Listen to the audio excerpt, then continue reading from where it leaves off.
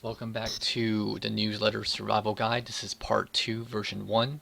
Uh, rules number rules number 5 through 7 will be covered in this one. So rule number 5: don't trade options. Don't do it. That is all. Options are very volatile, and unless you're some kind of pro, don't trade them. Rule number 6: get to know the stocks your guru trades. Every stock behaves differently. You need to get to know the stock that your guru takes. Take the time to evaluate your guy's watch list and watch those stocks during the day.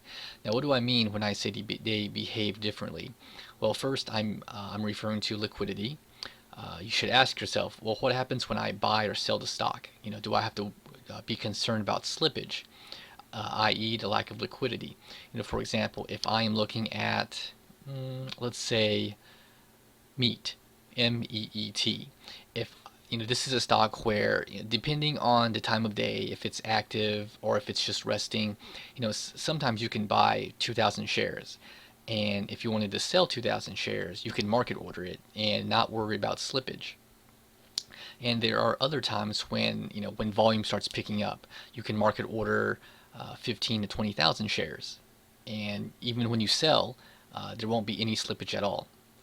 And there are also some stocks where it's just like PTIX or DGLY, these low floats where there's a 10-cent spread and 300 shares can move it in either direction.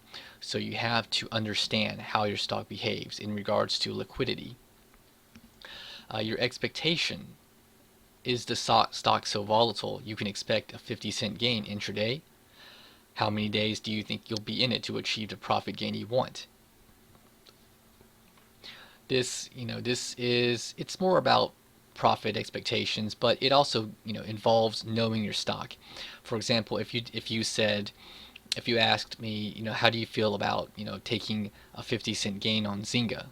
I'd probably, kind of laugh in your face, because Zynga, assuming there's no news, assuming there aren't any earnings in the previous market day, this thing, like 9 out of 10 days, it kind of just it doesn't do anything. VRNG is another one that kind of just sits there, maybe a 10-cent range, unless again some sort of external news occurs, external event occurs. So that ties into expectations, and it also ties into knowing the stock itself, its behavior. Is the stock a turd? Well, is it?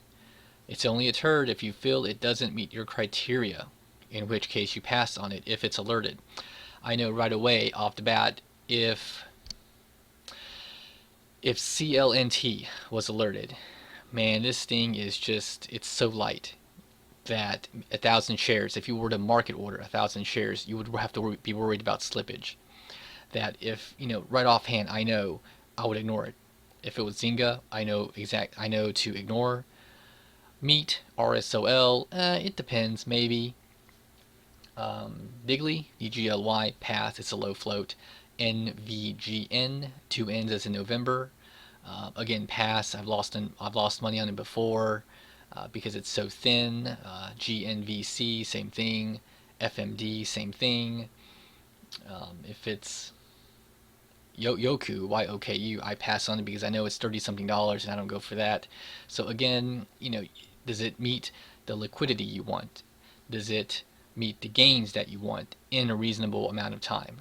So that's what I mean by getting to know the stocks that your guru tends to look at or frequently trades. Rule number 7: these aren't alerts from God or the flying spaghetti monster.